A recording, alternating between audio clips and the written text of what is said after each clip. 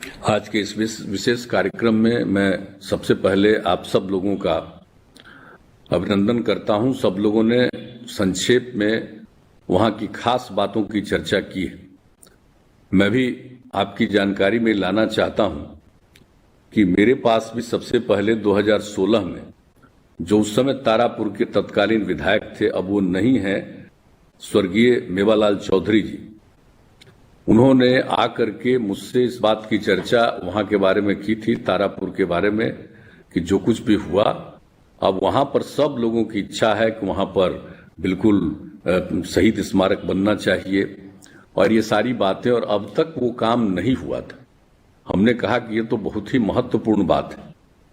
और इसीलिए हम लोगों ने उस समय तय किया कि जरूर हम लोगों को इस बात को करना चाहिए, क्योंकि जो खास बात वहां के बारे में है, महत्वपूर्ण यही है कि तारापुर का जो घटना है, ये स्वतंत्रता संग्राम के लिए बहुत ही महत्वपूर्ण है। 29 में कांग्रेस ने लाहौर, अब तो पाकिस्तान में चला गया, उसी में अधिवेशन हुआ था और उसमें पूर्ण स्वराज्य की मांग उस समय कांग्रेस पार्टी में की गई थी आजादी की लड़ाई के लिए। तो इसके बाद काफी कुछ इस पर हुआ कि नहीं, अब इसका आंदोलन आगे चलेगा, लेकिन अंग्रेजों ने भी क्या किया, उसको लेकर के काफी अपनी तरफ से बहुत ही कार्रवाई करना शुरू कर दिया। सब कहा कि सब कुछ, और सबसे पहले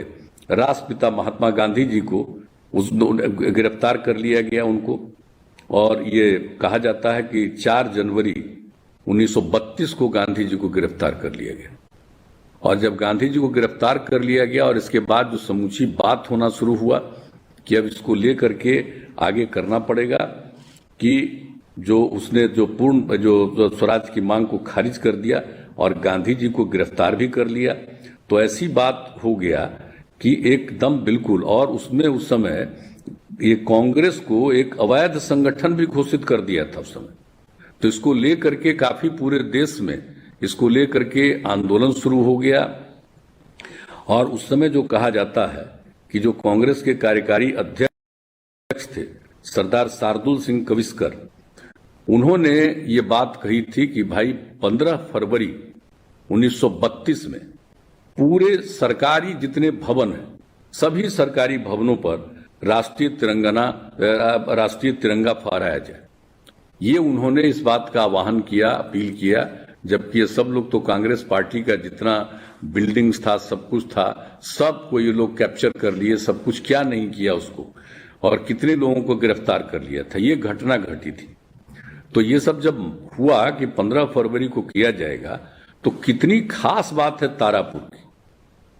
ये पूरे देश की बात है, पूरे देश में सब जगह सब कुछ शुरू किया गया था, लेकिन जो सबसे बड़ी बात है कि तारापुर में भी 13 फरवरी को 1932 में ये जो तारापुर का सुपौर जमुआ ग्राम है, उसमें बैठक हुई थी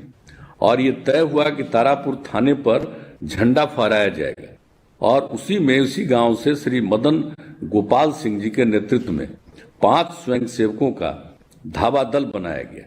और ये लोग 14 फरवरी 1932 को रात में तारापुर में आ गए और 15 फरवरी को 1932 को अपराह्न में 2 बजे के लगभग मदन गोपाल सिंह के साथ धावा दल के सदस्य इकट्ठा होकर झंडा लिए हुए थाना भवन की ओर दौड़ पड़े। इनको रोकने के लिए पुलिस अधीक्षक ने लाठीचार्ज का आदेश दे दिया। थाने के बाहर सत्याग्रहियों को खदेड़ते हुए जब पुलिस दल कुछ दूर निकल गया, तब मदन गोपाल सिंह जी ने जेब में छुपा कर रखा हुआ झंडा निकाला और थाना भवन में फहरा दिया। ये कितनी बड़ी बात है। इसी के साथ वहां उपस्थित सारे देशभक्त लाठी डंडे का परवाह किए बिना, जो उस समय किया जा रहा था वहां के पुलिस के द्वारा, अंग्रेजों के आदेश पर जो कुछ भी हो रहा था, तो इन्होंने देशभक्त लाठी डंडे की परवाह किए बिना सावधान की मुद्रा में खड़े होकर झंडा ऊंचा रहे हमारा, ये नारा वहां पर शुरू कर दिया इन्होंने। और जब ये शुरू हो गया और उसके बाद जब उधर से पुलिस के द्वारा सब कुछ किया जा रहा था, तो जो लाठीचार्ज किया जा रहा था प्रक्रिया में, तो पुलिस पर लोगों ने भी, इतना ज्यादा लोगों के बीच में उत्साह आया हुआ था कि उन लोगों ने पुलिस पर भी बिल्कुल हंगामा किया, पथराव किया। और एक पत्थर से जिलाधिकारी का सिर फट जाने के कारण अब उसने गोली चलाने का आदेश दे दिया। और जो गोली चलाया गया, कितना गोली चलाया गया, जो उस समय का इतिहास बताया जाता है कि 75 चक्र गोलियां चलाई गई और जिसमें 34 क्रांतिकारी शहीद हुए, जिसमें से 13 शहीदों का नाम पता मिल सका, बाकी 21 अमर शहीदों का नाम उस समय नहीं मालूम हो सका। तो ये बात उस समय की है।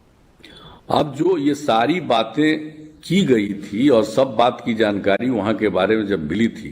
तब हम लोगों ने ये तय कर दिया था कि भाई जरूर वहां पर हम लोग इस बात का करेंगे और वहां पर अमर शहीदों की मूर्तियां लगाने के लिए और ये सब चीज काम किया जाएगा शहीद स्मारक के लिए।